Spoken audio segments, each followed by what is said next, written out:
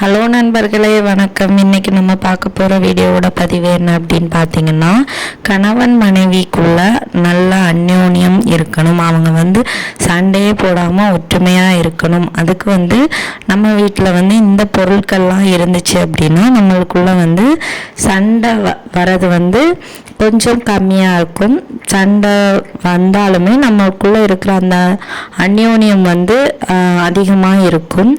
அது என்னென்ன பொருட்கள் அப்படின்னு பார்த்தீங்கன்னா, நம்ம பழங்காலத்தில் கேள்விப்பட்ட இப்போ இருக்கிற காலத்தில் நம்ம வீடுகளெல்லாம் பார்க்குறதே ரொம்ப ரேர் தான்.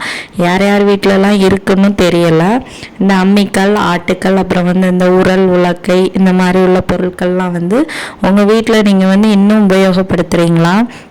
ஸோ அந்த பொருட்களை நீங்கள் எந்த இடத்துல கரெக்டாக வச்சிங்க அப்படின்னா உங்கள் குடும்பத்தில் சண்டை வராமல் இருக்கும். அப்புறம் கணவன் மனைவிக்குள்ளே சண்டை வராமல் இருக்கும்.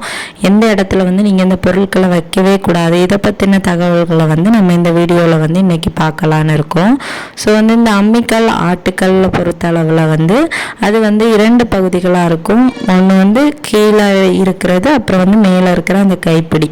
இது எதை குறிக்கும் அப்படின்னு பார்த்தீங்கன்னா, நம்ம பதிவு சொல்றதுனால நீங்க அதை தவறா நினைக்காதீங்க. இது ஒரு ஆணையும் ஒரு பெண்ணையும், அதாவது அவங்களோட ஆணுறுப்பையும் பெண்ணுறுப்பையும் தான் குறிக்குதுன்னு பழைய காலத்துல இருந்தே அது சொல்லப்படுது.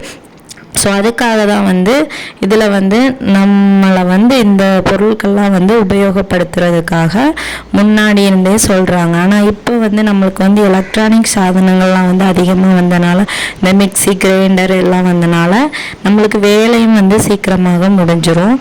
ஸோ அது நம்ம வேலைப்பளுவை பார்த்துட்டு இப்போ யாருமே அந்த அம்மிக்கல், ஆட்டுக்கள்லாம் யூஸ் பண்ணுறது கிடையாது. ஏன்னா ஹெல்த் வைஸாகவே நம்மளுக்கு அதெல்லாம் தூக்கி கழுவி பராமரிக்கிறது ரொம்பவும் கஷ்டம். அம்மிக்கல்லாச்சும் ஓரளவுக்கு மேனேஜ் பண்ணிடுவோம்.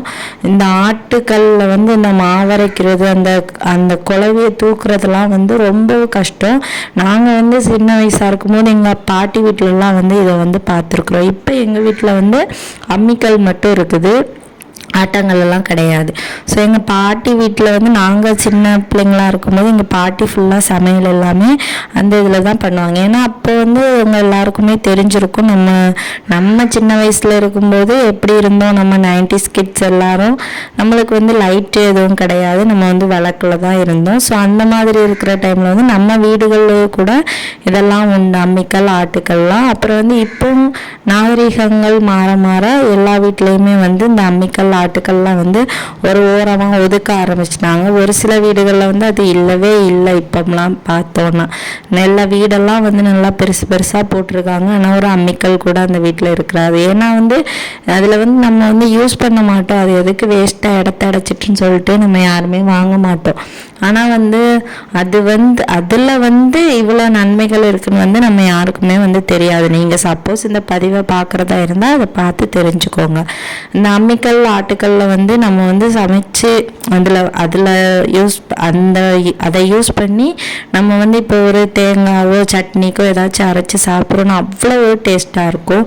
ஆனால் நம்ம இப்போ எலக்ட்ரானிக் சாதனங்களில் யூஸ் பண்ணும்போது எலக்ட்ரானிக் சாதனங்கள்லாம் அதிகப்படியான சூடை தரக்கூடியது. இதெல்லாம் செவ்வாயோட ஆதிக்கத்தின் கீழே வருது அப்படின்னு சொல்கிறாங்க.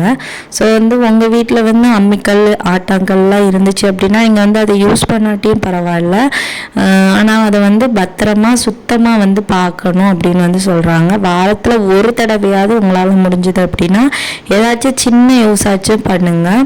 அப்புறமா இப்போ நிறைய பேர்லாம் இந்த அம்மிக்கல், ஆட்டாங்கல்லாம் இந்த மினியேச்சர் செட் மாதிரி கடையிலே கிடைக்குது. அதை வாங்கி பூஜை அறைகளில் வச்சு கூட பூஜை பண்ணுற அளவுக்கு கூட அது தெய்வீக ஒரு பொருளாக மாறிட்டு இருக்குது. அந்த பெரிய சைஸாக வைக்க மாட்டாங்க, குட்டி சைஸ் உள்ளதை வாங்கி நிறைய பேர் இப்போ பூஜைகளுக்கு பயன்படுத்துகிறாங்க. ஸோ உங்கள் வீட்டில் இந்த அம்மிக்கல், ஆட்டாங்கல் இருக்குது அப்படின்னா அதை நீங்கள் எந்த சைடில் வைக்கணும் அப்படின்னு பார்த்தீங்கன்னா, ஒரு சில பேர் பெண் வாசல்லாம் வச்சுருக்க மாட்டாங்க. அப்போ அவங்களுக்கு ஃப்ரெண்டில் மட்டும்தான் இடம் இருக்கும். ஸோ அதனால் அவங்க ஃப்ரெண்டில் தூக்கி வச்சுருப்பாங்க. ஆனால் அப்படி வைக்கக்கூடாது.